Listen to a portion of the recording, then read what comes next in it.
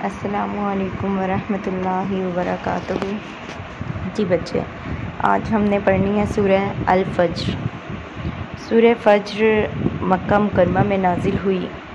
اور اس سورہ مبارکہ میں 1 رکوع اور 30 آیات ہیں۔ فجر کا معنی ہے صبح، اور اس سورہ مبارکہ کی پہلی آیت میں فجر کی قسم ارشاد فرمائی گئی۔ اسی مناسبت سے اسے سورہ فجر کہتے ہیں۔ اس سورہ مبارکہ کا مرکزی مضمون یہ ہوگا کہ اس میں 5 عظمت والی اشیاء کی قسم بیان کر کے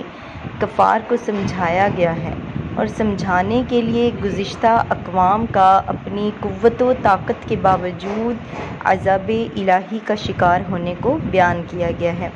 تو اس سورہ مبارکہ میں غافلوں کی غفلت، ان کی فطرت اور کردار کو بیان کیا گیا ہے۔ اس میں برائیوں کی جڑ یعنی مال کی محبت اور اس کے اثرات کا ذکر کیا گیا ہے۔ اس کے علاوہ اس میں قیامت کی ہولناکیوں اور عذاب الہی کی شدت کا بیان کیا گیا ہے۔ آخر میں مخلصین و مومنین کے انعام و اکرام کا ذکر کیا گیا ہے۔ یہ اس سورہ مبارکہ کا مختصر سا تعارف ہے۔ اب ہم دیکھتے ہیں آگے سورہ الفجر۔ جی بچے، آگے دیکھیے سورہ الفجر۔ اس میں سب سے پہلے کیا فرمایا؟ والفجر، قسم ہے فجر کی، قسم ہے صبح کی، ولیال عشر، اور 10 راتوں کی، والفجر، فجر صبح کی قسم۔ اب اس سے مراد یا تو 1 محرم کی صبح ہے جس سے سال شروع ہوتا ہے، یا 1 ذی الحجہ کی جس سے 10 راتیں ملی ہوئی ہیں، جن میں بطور خاص حج کے ایام آتے ہیں، یا عید الاضحیٰ کی صبح مراد ہے کہ یہ وہ صبح ہے جس میں حج کے اہم رکن طواف زیارت کا وقت شروع ہوتا ہے۔ اور بعض مفسرین نے فرمایا کہ اس سے مراد ہر دن کی صبح ہے، کیونکہ وہ رات کے گزرنے، روشنی کے ظاہر ہونے اور تمام جانداروں کے رزق کی طلب کے لیے منتشر ہونے کا وقت ہے، اور یہ وقت مردوں کے قبروں سے اٹھنے کے وقت کے ساتھ مشابہت مناسب رکھتا ہے۔ ولیال عشر، ولیال کہتے ہیں راتوں کو، ولیال اور راتوں کی، عشر 10 راتوں کی۔ حضرت عبداللہ بن عباس رضی اللہ تعالیٰ عنہما سے مروی ہے کہ ان سے مراد ذی الحجہ کی پہلی 10 راتیں ہیں، کیونکہ یہ زمانہ حج کے اعمال میں مشغول ہونے کا زمانہ ہے۔ حدیث مبارکہ میں ہے کہ اس عشرہ کی بہت سی فضیلتیں جو ہیں وہ احادیث مبارکہ سے ہمیں ملتی ہیں۔ حضرت عبداللہ بن عباس رضی اللہ تعالیٰ عنہما سے روایت ہے کہ نبی کریم صلی اللہ علیہ وسلم نے ارشاد فرمایا، اللہ تعالیٰ کے نزدیک ان 10 دنوں کے مقابلے میں کسی دن کا عمل زیادہ محبوب نہیں۔ صحابہ کرام رضی اللہ تعالیٰ عنہم نے عرض کی، یا رسول اللہ صلی اللہ علیہ وسلم، کیا اللہ تعالیٰ کے راستے میں جہاد بھی نہیں؟ ارشاد فرمایا، ہاں، جہاد بھی نہیں، البتہ وہ شخص جو اپنی جان اور مال کے ساتھ اللہ تعالیٰ کی راہ میں نکلا، پھر ان میں سے کسی چیز کے ساتھ واپس نہ ہوا، یعنی شہید ہو گیا، تو اس کا عمل افضل ہے۔ حضرت ابو ہریرہ رضی اللہ تعالیٰ عنہ سے روایت ہے، نبی کریم صلی اللہ تعالیٰ علیہ وآلہ وسلم نے ارشاد فرمایا، جن دنوں میں اللہ تعالیٰ کی عبادت کی جاتی ہے ان میں سے کوئی دن ذی الحجہ کے 10 دنوں سے زیادہ پسندیدہ نہیں۔ ان میں سے ممنوع دنوں کے علاوہ ہر دن کا روزہ 1 سال کے روزوں اور ہر رات کا قیام لیلۃ القدر کے قیام کے برابر ہے۔ اب دیکھیے، رمضان المبارک کے آخری عشرے کی بھی بہت فضیلت بیان کی گئی ہے۔ تاجدار رسالت صلی اللہ تعالیٰ علیہ وآلہ وسلم رمضان کے آخری عشرے میں خاص طور پر اعتکاف فرماتے، اس کی طاق راتوں میں شب قدر تلاش کرنے کی ترغیب دیتے اور اللہ تعالیٰ کی عبادت کرنے میں خوب جد و جہد فرماتے تھے۔ حضرت عائشہ صدیقہ رضی اللہ تعالیٰ عنہما فرماتی ہیں کہ حضور اقدس صلی اللہ تعالیٰ علیہ وآلہ وسلم رمضان کے آخری عشرے میں اعتکاف فرماتے اور فرمایا کرتے کہ شب قدر کو رمضان کے آخری عشرے میں تلاش کرو۔ حضرت عائشہ صدیقہ رضی اللہ تعالیٰ عنہما فرماتی ہیں کہ حضور پرنور صلی اللہ تعالیٰ علیہ وآلہ وسلم رمضان کے آخری عشرے میں باقی دنوں کی بنسبت عبادت میں زیادہ جد و جہد کرتے تھے۔ بعض مفسرین نے فرمایا کہ آیت مبارکہ میں مذکور ان راتوں سے مراد محرم الحرام کے پہلے عشرے کی 10 راتیں ہیں۔ آگے دیکھیے والشفعی اور جفت کی قسم، والوتری اور طاق کی قسم، واللیلی اور رات کی اذا یسر جب وہ چل پڑے۔ اب دیکھیے والشفعی والوتر اور جفت اور طاق کی، جفت اور طاق سے کیا مراد ہے؟ اس بارے میں مفسرین کے بہت سے اقوال ہیں۔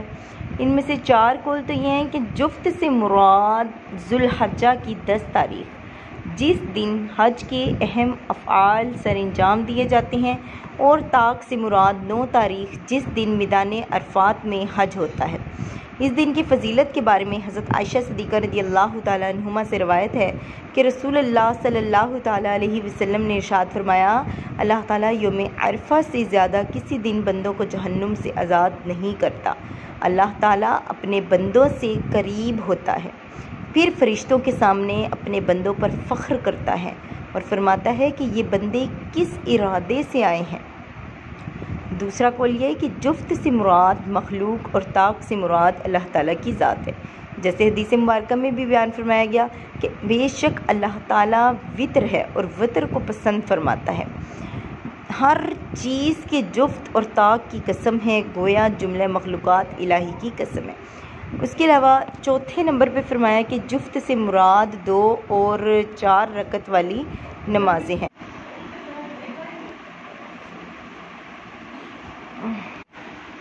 4 رکعت والی نمازیں اور طاق سے مراد 3 رکعت والی نماز یعنی مغرب ہے۔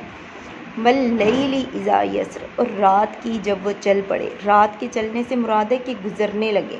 اور اس رات سے مراد کیا ہے؟ اس بارے میں مفسرین فرماتے ہیں کہ اس سے خاص مزدلفہ کی رات مراد ہے جس میں بندگان خدا اطاعت الہی کے لیے جمع ہوتے ہیں، بلکہ اس رات اور مقام مزدلفہ کی فضیلت میں قرآن پاک کی آیت موجود ہے۔ اللہ عز و جل فرماتا ہے فَإِذَا أَفَضْتُم مِّنْ عَرَفَاتٍ فَاذْكُرُوا اللَّهَ عِندَ الْمَشْعَرِ الْحَرَامِ وَاذْكُرُوهُ كَمَا هَدَاكُمْ وَإِن كُنتُم مِّن قَبْلِهِ لَمِنَ الضَّالِّينَ اور جب تم عرفات سے واپس لوٹو تو مشعر حرام کے پاس اللہ کو یاد کرو اور اس کا ذکر کرو، کیونکہ اس نے تمہیں ہدایت دی ہے، اگرچہ اس سے پہلے تم یقیناً بھٹکے ہوئے تھے۔ حضرت جابر رضی اللہ تعالیٰ عنہ سے مروی ہے کہ نبی کریم صلی اللہ علیہ وآلہ وسلم عرفات سے مزدلفہ میں تشریف لائے، یہاں مغرب اور عشاء کی نماز پڑھی، پھر لیٹے یہاں تک کہ فجر طلوع ہوئی۔ جب صبح ہوئی تو اس وقت اذان و اقامت کے ساتھ نماز پڑھی، پھر قصوہ اونٹنی پر سوار ہو کر مشعر حرام میں آئے اور قبلہ کی جانب منہ کر کے دعا، تکبیر و تحلیل اور اللہ تعالیٰ کی وحدانیت بیان کرنے میں مشغول رہے اور وقوف کیا یہاں تک کہ خوب اجالا ہو گیا اور طلوع آفتاب سے قبل یہاں سے روانہ ہو گئے۔ جی بچے آگے دیکھیے آیت مبارکہ نمبر 5، حل کیا فی ذالک اس میں قسم، اس قسم میں لیزی حجر عقل مندوں کے لیے قسم ہے۔ یعنی دیکھیے گزشتہ آیات میں 5 قسمیں ارشاد ہوئی اور ان کے بارے میں فرمایا کہ بے شک یہ مذکورہ بالا چیزیں عقل والوں کے نزدیک ایسی عظمت رکھتی ہیں کہ خبروں کو ان کے ساتھ موقت کرنا بہت مناسب ہے۔ ان ساری قسموں کا جواب یہ ہے کہ کافر کو ضرور عذاب دیا جائے گا، اور اس جواب قسم پر اگلی آیتیں دلالت کرتی ہیں۔ ہاں کیا لم نہیں ترا دیکھا کیفا کے فعلا تمہارے رب نے کیا کیا، رب کا تمہارے رب نے بیعاد عاد کے ساتھ، ارما ذات العماد ارم کے ذات العماد ستونوں جیسے قد والے، یعنی ارم کے لوگ جو ستونوں جیسے قد والے۔ اب دیکھیں متعدد قسموں کے بعد جواب قسم یہ تھا کہ کافروں کو عذاب دیا جائے گا۔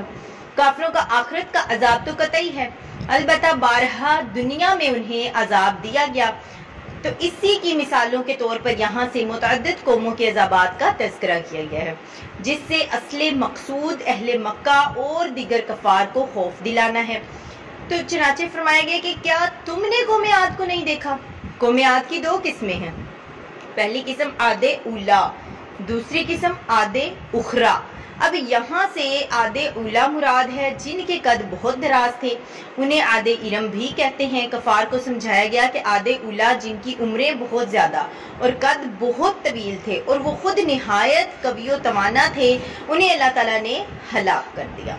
تو یہ کافر اپنے آپ کو کیا سمجھتے ہیں اور عذاب الہی سے کیوں بے خوف ہیں؟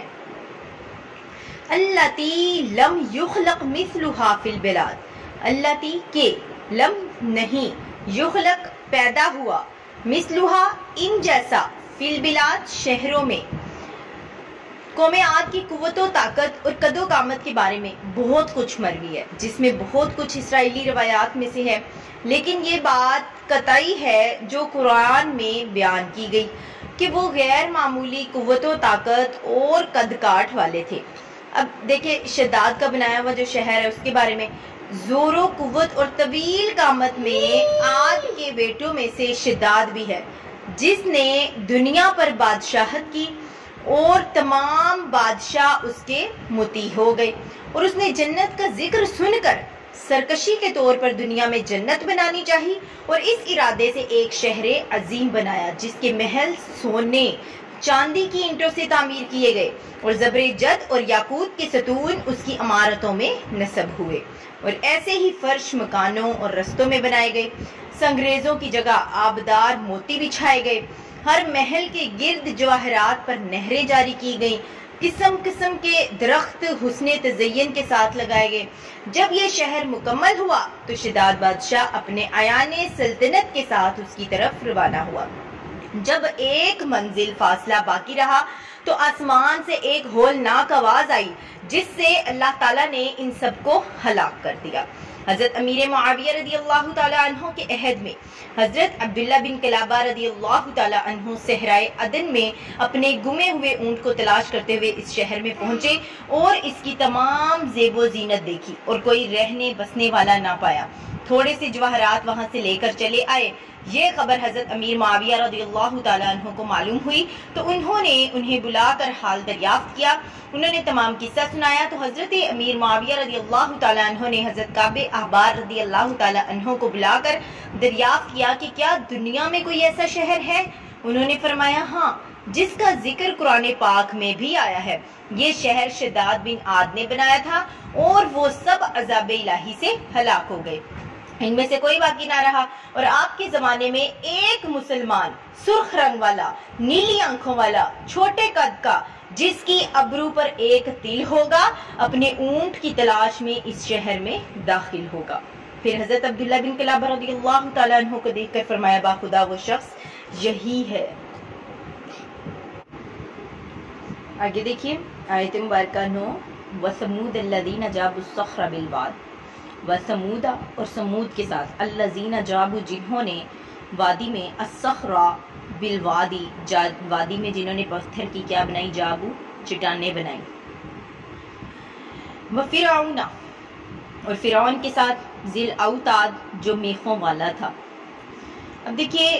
یعنی کیا تم نے نہ دیکھا کہ تمہارے رب زوجل نے قوم سمود کے ساتھ کیا کیا، جنہوں نے اپنی قوت و طاقت سے پہاڑ کاٹ کر مضبوط مکانات تعمیر کیے، مگر اللہ تعالیٰ نے انہیں بھی ہلاک کر دیا۔ قوم سمود قوم عاد کے چچا زاد تھے،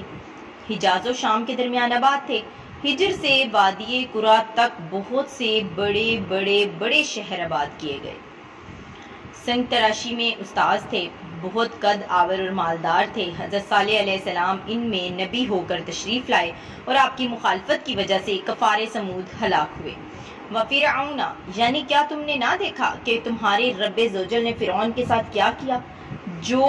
میخوں میں گاڑ کر سزائیں دینے والا تھا۔ فرعون نے جس کو سزا دینا ہوتی اس کے ہاتھ پاؤں میخوں سے باندھ دیتا یا ہاتھ پاؤں میں ہی میخیں گاڑ دیا کرتا تھا۔ الذین جی بچے الذین جنہوں نے تغو سرکشی کی فی البلادی شہروں میں، فاکثروا پھر انہوں نے بہت زیادہ، فیہا اس میں پھیلایا، الفساد فساد، فصبا پس برسایا، علیہم ان پر، ربک تمہارے رب نے، سوط عذاب عذاب کا کوڑا۔ اب دیکھیے، اب اوپر بیان کردہ قوم عاد، قوم سمود، فرعون کے بارے میں انہوں نے شہروں میں سرکشی کی اور معصیت و گمراہی میں انتہا کو پہنچے اور عبدیت کی حد سے گزر گئے کہ فرعون نے تو بندگی کی حد سے گزر کر خدائی کا دعویٰ کر دیا، نیز انہوں نے کفر، قتل اور ظلم کے ذریعے زمین میں فساد برپا کیا۔ تو ان کا جو انجام ہوا وہ اگلی آیت مبارکہ میں مذکور ہوا کہ ان پر اللہ تعالیٰ نے عذاب کا کوڑا برسایا اور مختلف طرح کے عذابوں میں مبتلا کیا جنہوں نے انہیں ہلاک کر دیا۔ اِنَّا بے شک ربّا کا، آپ کا رب، لَبِالْمِرْصَادِ، یقیناً دیکھ رہا ہے۔ اب دیکھیے کہ گزشتہ قوموں کا حوال ہو سکتا ہے اس آیت مبارکہ میں کہ وہ اللہ تعالیٰ سے پوشیدہ نہیں تھے، بلکہ ان کا ہر حال اللہ تعالیٰ پر کھلا ہوا تھا اور انہیں ان کی حرکات کی وجہ سے ہی عذاب دیا گیا، اور یوں ہی موجودہ اور آئندہ کے سارے لوگ بھی اللہ تعالیٰ کی نگہبانی میں ہیں کہ ان میں سے کوئی اللہ تعالیٰ پر پوشیدہ نہیں، اور ہر ایک کا ہر عمل، ہر حال، ہر حرکت اللہ تعالیٰ کے سامنے ہے۔ آگے دیکھیے، فَأَمَّا الْإِنسَانُ، تو بہرحال انسان، اذا مبتلاہ، کہ اس کو ازمائے، ربہ، اس کا رب جب، فاکرمہ، تو اس کو عزت، ونعمہ، اور اس کو نعمت دے، فیقول، تو وہ اس وقت کہتا ہے ربی اکرمن، کہ میرے رب نے مجھے عزت دی، واما، اور بہرحال اذا مبتلاہ، جب اللہ بندے کو ازمائے، فقدر علیہ رزقہ، اور اس کا رزق اس پر تنگ کر دے، فیقول، تو وہ کہتا ہے ربی، کہ میرے رب نے مجھے اہانن، ذلیل کر دیا۔ اب دیکھیے، یہاں سے انسان کی آزمائش کا بیان کیا گیا ہے کہ اللہ تعالیٰ بندوں کو مال و دولت اور نعمت و عزت دے کر بھی آزماتا ہے اور واپس لے کر بھی آزماتا ہے۔ تو اس میں مومن و مخلص اور مطیع و فرما بردار تو ہر حال میں اللہ تعالیٰ کی رضا پر راضی رہتا ہے کہ نعمت پر شکر کرتا ہے اور مصیبت پر صبر، لیکن غافل اور جاہل کا طرز عمل اس کے برخلاف ہوتا ہے کہ اگر اسے نعمت و عزت کے ذریعے آزمایا جائے تو وہ خود پسندی کا شکار ہو جاتا ہے اور اس نعمت پر اللہ تعالیٰ کا شکر ادا کرنے اور اسے اللہ تعالیٰ کا فضل و احسان قرار دینے کی بجائے اپنا حق سمجھتا ہے اور اپنا کمال قرار دیتا ہے، اور اس دنیاوی مال و دولت کو اللہ تعالیٰ کی ہاں مقبولیت کی دلیل قرار دیتا ہے۔ اس کے برعکس جب اللہ تعالیٰ اسے رزق کی تنگی میں مبتلا کر کے یا دوسری تکلیف کے ذریعے آزماتا ہے تو اللہ تعالیٰ سے شکوہ و شکایت کرتا ہے اور ہر ایک کے سامنے جا کر واویلا کرتا ہے اور مال و دولت کی اس کمی کو اللہ تعالیٰ کی ہاں مردودیت کی علامت سمجھتا ہے۔ یہ تمام کا تمام طرز عمل حقیقی مسلمان کی شان کے برخلاف ہے کہ سچے مسلمان کو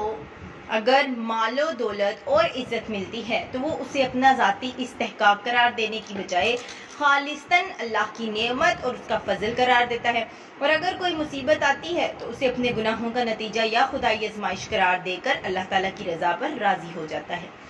یوں ہی سچے مسلمان مال و دولت کی کثرت کو اللہ تعالیٰ کی ہاں مقبولیت اور قلت کو مردودیت کی دلیل نہیں سمجھتے، بلکہ ان کے نزدیک مقبولیت کا معیار تقویٰ ہے اور مردودیت کا سبب نافرمانی ہے۔ کلا بل لا، ہرگز نہیں، لا تکرمونا، وہ عزت کرتے، الیتیمہ، یتیم کی، یعنی ہرگز نہیں بلکہ تم یتیم کی عزت نہیں کرتے، ولا تحاضونا، اور نہ تم ترغیب دیتے ہو، علی طعام المسکین، ایک دوسرے کو کہ مسکین کو کھانے کھلانے کی۔ یعنی ارشاد فرمایا کہ عزت و دولت کا معیار وہ ہرگز نہیں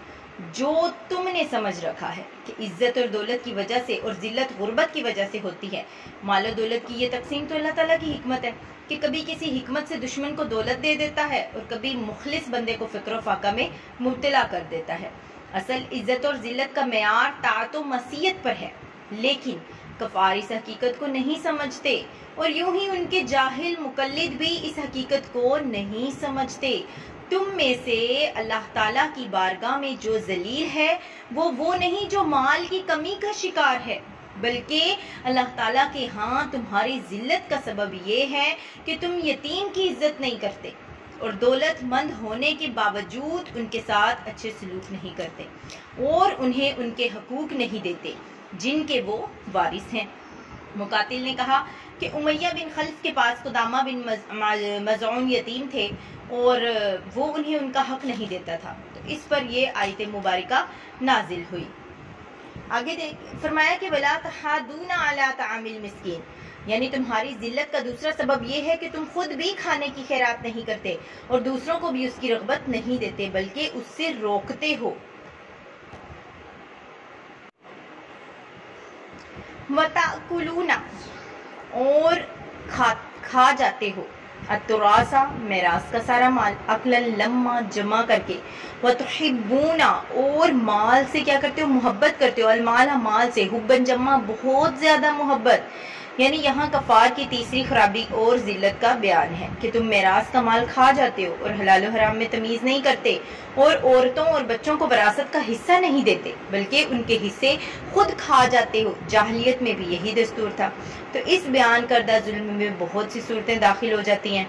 اور فی زمانہ جو چچا تایا قسم کے لوگ یتیم بھتیجوں کے مال پر قبضہ کر لیتے ہیں، یا روٹین میں جو بہنوں، بیٹیوں یا پوتیوں کو وراثت نہیں دی جاتی، وہ بھی اس میں داخل ہے کہ یہ سب شدید حرام ہے۔ وَتُحِبُّونَ الْمَالَ حُبًّا جَمًّا،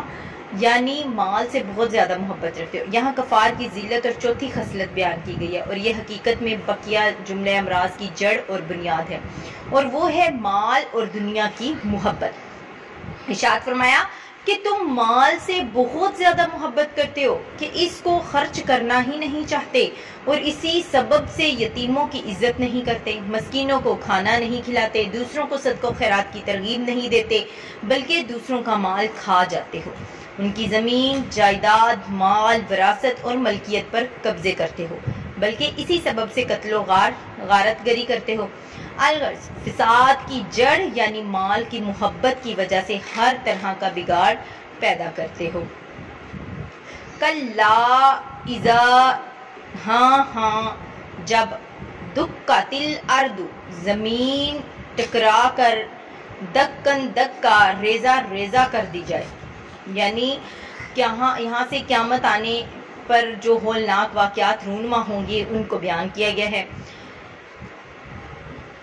جیسے قرآن پاک میں سورہ توقیر میں، سورہ انفطار میں، سورہ القیامت میں، سورہ زلزال میں بھی ہم نے پیچھے بھی پڑھا ہے، تو وہ احوال موجود ہیں۔ یہاں فرمایا گیا کہ زمین ٹکرا کر پاش پاش کر دی جائے گی، اور اس پر پہاڑ اور عمارت کسی چیز کا نام و نشان باقی نہیں رہے گا، نہ کوئی پہاڑ، نہ غار، نہ عمارت، نہ پلازے، نہ پل، نہ کچھ اور۔ یہ سب کچھ پہلے نفخے کے وقت ہوگا، جب دوسرا نفخہ زمین پر لوہے کی طرح سخت اور میدے کی روٹی کی طرح چکنی اور صاف ہو جائے گی۔ وجاء، اور آئے گا، رب کا، آپ کے رب کا حکم، والملک، اور فرشتے، صفاً صفا، قطار در قطار، یعنی یہاں قیامت کا دوسرا منظر بیان کیا گیا ہے کہ تمہارے رب عزوجل کا حکم آئے گا اور فرشتے قطار در قطار آئیں گے۔ اللہ تعالیٰ کے لیے آنے کا بیان متشابہات میں سے ہے کہ اس کے لغوی معنی معلوم ہے لیکن حقیقی مراد اللہ تعالیٰ جانتا ہے، اور علماء تعویل کے اعتبار سے رب عزوجل کے آنے سے مراد اس کے احکام کا آنا ہے، کیونکہ یہ قطعی ہے کہ اللہ تعالیٰ آنے جانے اور اس جیسے تمام عوارض سے پاک ہے، وہ مکان سے منزہ ہے، اور حکم الہی آنے سے مراد حساب و کتاب کا حکم ہے اور لوگوں کا فیصلہ ہے، یعنی قیامت کے دن یہ احکام آئیں گے، اور یہاں تک فرشتوں کے آنے کا تعلق ہے تو میدان حشر میں ہر آسمان کے فرشتوں کی علیحدہ قطار، یا دوزخ کے ہر طبقے اور جنت کے تمام طبقوں کی علیحدہ قطاریں، یا مقرب فرشتوں یا اقسام کے فرشتوں کی علیحدہ علیحدہ قطاریں ہوں گی۔ وجیء، اور لائی جائے گی، یومئذ، اس دن بھی، جہنم، جہنم، یومئذ، اس دن، یتذکر، سوچے گا الانسان، انسان، وَأَنَّىٰ لَهُ الذِّکْرَىٰ، اب اس کے لیے سوچنے کا وقت کہاں، یقول، وہ کہے گا، یا لیتنی، اے کاش، قدمت، میں نے آگے بھیجی ہوتی، لی حیاتی، اپنی زندگی میں کوئی نیکی، یعنی قیامت کے دن جہنم کو لائے جانے کا منظر بڑا ہولناک ہے۔ مفسرین فرماتے ہیں کہ جہنم کی 70,000 باغیں ہوں گی، ہر باغ پر 70,000 فرشتے جمع ہو کر اس کو کھینچیں گے، اور وہ جوش و غضب میں ہوں گی، یہاں تک کہ فرشتے اس کو عرش کے بائیں جانب لائیں گے، اور اس روز سب نفسی نفسی کہتے ہوں گے، یعنی کہ مجھے آج اپنی جان کی فکر ہے، نفسی نفسی، سوائے حضور پرنور صلی اللہ علیہ وسلم حبیب خدا سید انبیاء صلی اللہ تعالی علیہ وآلہ وسلم کے کہ حضور اکرم صلی اللہ علیہ وآلہ وسلم یا ربی امتی فرماتے ہوں گے۔ اب دیکھیے جہنم حضور اقدس صلی اللہ علیہ وآلہ وسلم سے عرض کرے گی کہ اے سید عالم صلی اللہ تعالی علیہ وآلہ وسلم آپ کا میرا کیا واسطہ، اللہ تعالیٰ نے آپ کو مجھ پر حرام کر دیا ہے۔ اس دن انسان سوچے گا اور اپنی غلطیوں، لغزشوں، خطاؤں اور گناہوں کو سمجھے گا، لیکن وہ وقت سوچنے کا نہیں ہوگا۔ اس وقت کا سوچنا سمجھنا کچھ بھی فائدہ نہیں دے گا، اس سوچنے سے صرف حسرت حاصل ہوگی، اور اسی وجہ سے قیامت کا ایک نام یوم الحسرہ یعنی کہ حسرت کا دن فرمایا گیا۔ اس کے بعد یقول یا لیتنی قدمت لی حیاتی، ارشاد فرمایا کہ قیامت کے دن آدمی کہے گا کہ اے کاش میں نے اپنی زندگی میں کوئی نیکی آگے بھیجی ہوتی۔ یہاں زندگی سے مراد یا دنیاوی زندگی ہے یا اخروی زندگی۔ پہلی صورت میں آیت مبارکہ کا مطلب یہ ہے کہ کاش میں دنیاوی زندگی میں کچھ نیکیاں کما کر آگے بھیج دیتا۔ دوسری صورت میں مطلب یہ ہوگا کہ کاش میں نے اس دائمی زندگی کے لیے کچھ بھیج دیا ہوتا، ساری عمر فانی زندگی کے لیے کچھ کمائی کی ہوتی اور خدا کو یاد نہ کیا۔ کفار کے لیے یہ پچھتانا بھی عذاب ہوگا۔ دنیا میں نیکوکار مومن کا نادم ہونا درجات کی ترقی کا سبب ہے، اور گناہگار مومن کا پچھتانا توبہ ہے، مگر کافر کا قیامت میں پچھتانا محض عذاب ہے۔ فَيَوْمَئِذٍ پس اس دن لا يُعَذِّبُ عذاب کی طرح عذابہ اس عذاب کی طرح احد کوئی عذاب نہیں ہوگا، کوئی نہیں دے گا، ولا یؤثق اور اس کے باندھنے کی طرح وثاقہ احد کوئی نہیں باندھے گا۔ یعنی اس آیت اور بعد والی یہ جو بھی ہم نے دونوں آیات پڑھی ان میں فرمایا کہ اللہ تعالیٰ کے عذاب جیسا شدید اور سخت